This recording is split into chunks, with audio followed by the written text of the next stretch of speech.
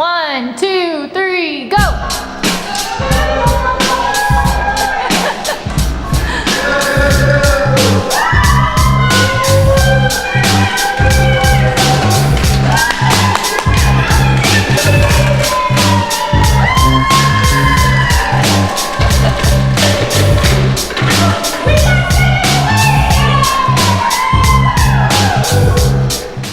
Okay, so today we're going to be finding common denominators.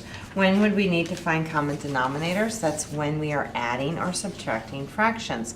So as you see, I have an example, 2/3 plus 2/5. Well, I can see that the numerators are the same, but the denominators are different. And in order to add or subtract them, I'm going to need to find a common denominator. These are the denominators. I'm going to have to find something that they have in common.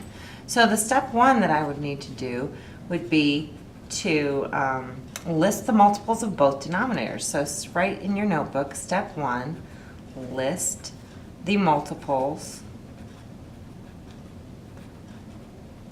of both denominators.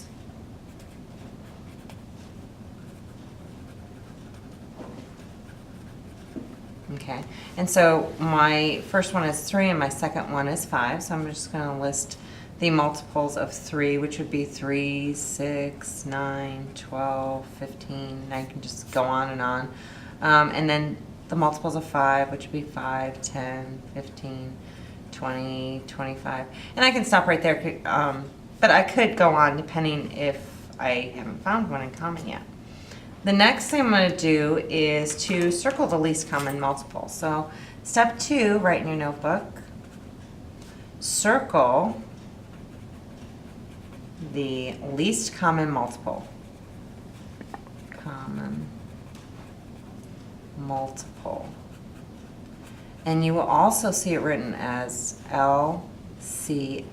That means least common multiple. So if I look up here and I look down here, I'm going to find a matching one that they have in common, which I can see automatically would be 15. Okay, so 15 is going to be my new common denominator. So step 3 is going to be, so write in your notebook, step 3, write equivalent fractions using the LCD, or now the least common denominator. So write equivalent fractions using the now LCD, or least common denominator. In this case, it's 15.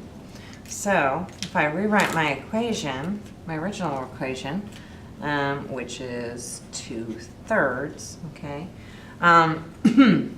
I know that in order to go from 3 to 15, which is now my least common denominator, I had to multiply that by 5.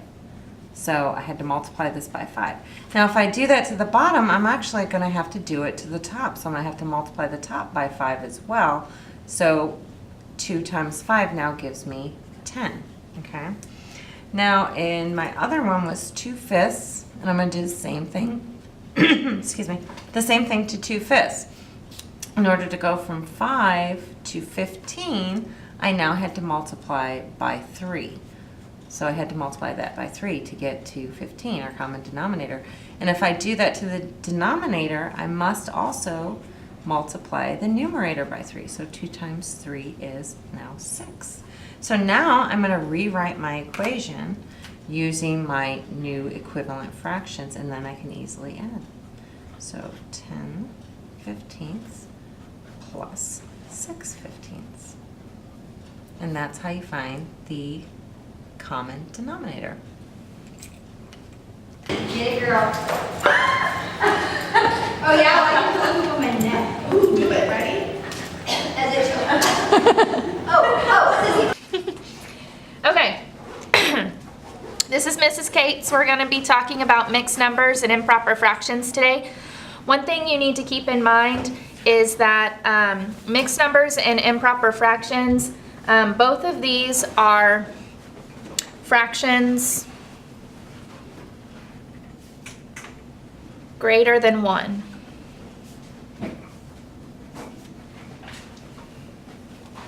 Okay, so let's look at a few definitions. First, let's define what a mixed number is. A mixed number is a combination of a whole number and a fraction. So a couple of examples would be 2.5 or 3 3/4. Next, let's look at an improper fraction.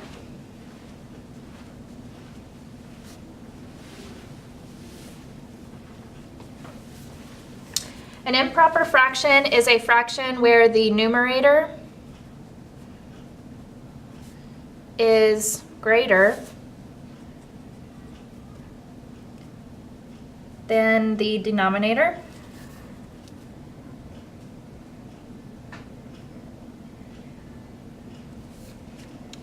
And a few examples would be fractions like 14/3, 5/4, and 3/2. Each of these, the numerator is greater than the denominator, so that makes them improper fractions. Okay, so in the bottom of your page, I want you to draw a table. And on this table, it's going to have 3 columns. The first column is going to be titled mixed number. The middle column is going to be titled picture. And the last column is going to be called improper fraction. Okay, so let's look closely at the mixed number 2 1/4. We're going to model this mixed number as a picture. So to start, we're going to look at the whole number, which is 2. So we're going to draw 2 holes. In this case, I'm going to use squares or rectangles. So here I have 2 holes. And then in the last one, I'm going to represent 1/4. So I'm going to draw another rectangle, split it into fourths, and I'm only going to look at one of those fourths. Now, I colored in 1/4, so I'm going to go back to my 2 holes, and I'm going to also split those into fourths so they are all alike. And I'm going to color in 2 holes. The reason why I chose to split these into 4 equal parts is because of the denominator of 4. Okay, so as an improper fraction, you're asking yourself, how many fourths do we have in 2 1/4? So if we look at our picture, here's 1/4, 2/4, 3/4, 4/4, make 1 whole. 5, 6, 7, 8/4. That would be my second hole. And then here I have 1/4 left. So altogether, we have 4, 8, 9 fourths. Okay, so looking back at our mixed number, we have 2 groups of 4, which equals 8, plus my 1 extra is going to equal us 9. Denominator will always stay the same, 9/4.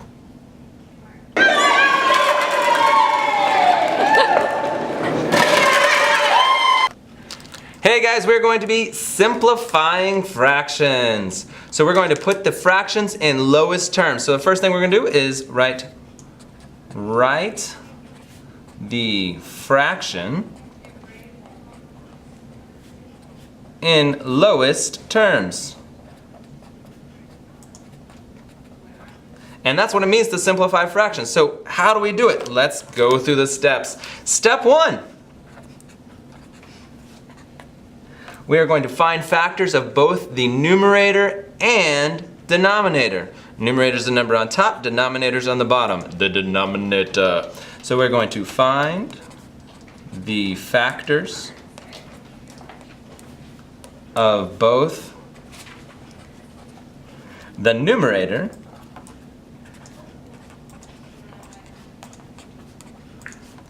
and denominator, the number on the bottom. So let's say we have the fraction 4/8. So we have 4/8 here. Oh, isn't that a lovely fraction? We want to simplify this or put it in lowest terms. So what are we going to do? Let's see, I don't know. So let's see, let's go with 4. This 4 is our numerator, it's the number on top. So what are the factors of 4? Well, we know that 1 times 4 is 4, and 2 times 2 is 4. But we don't have to put 2 there twice, we're just listing those factors. So it's 1, 2, and 4 are our factors of 4. So what are our factors of our denominator? 8. Denominator.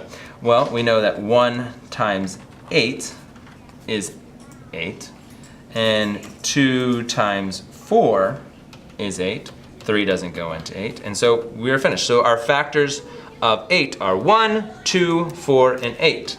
So now we're moving on to step 2.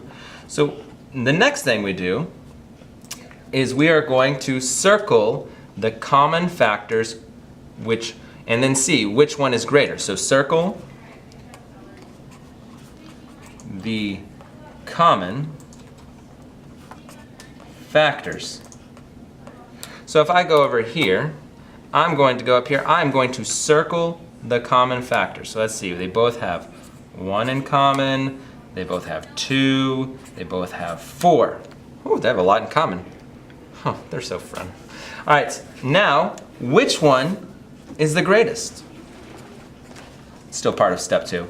Which one is the greatest?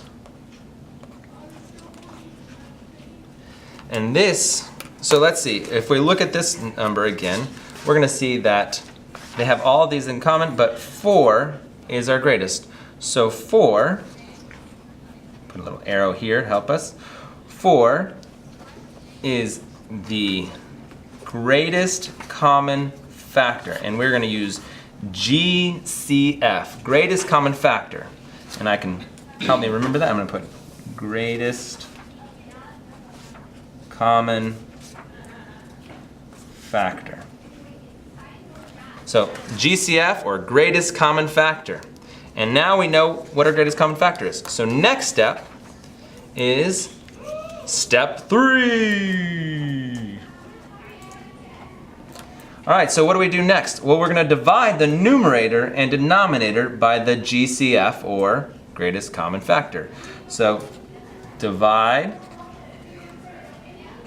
the numerator, the number on top, and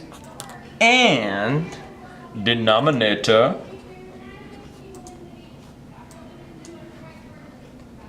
should spell that right. Denominator by the GCF. And what do we say the GCF was? Greatest common factor. That's right, you guys are good. Good, you. All right, so we had 4/8, and now we're gonna divide it by the numerator and the denominator by 4. There's Miss Gronke. So 4 divided by 4 is 1, and 8 divided by 4 is 2. And so now this right here, let's put several colors here just because this is it. This is what we've been working for. This is simplest form. That's simplest form. And so just a side note, a fraction with no common factors or with a 1 in the numerator is in simplest form. So why don't we just go ahead and write that little note down here, that little tidbit of information at the bottom so we just have it. So let's say, move this up so you can see it. All right, a fraction with no common factors or with a 1 in the numerator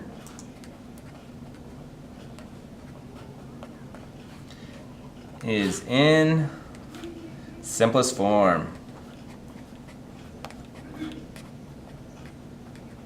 And that's all there is to it. We know how to put a fraction in simplest form. Great job, guys.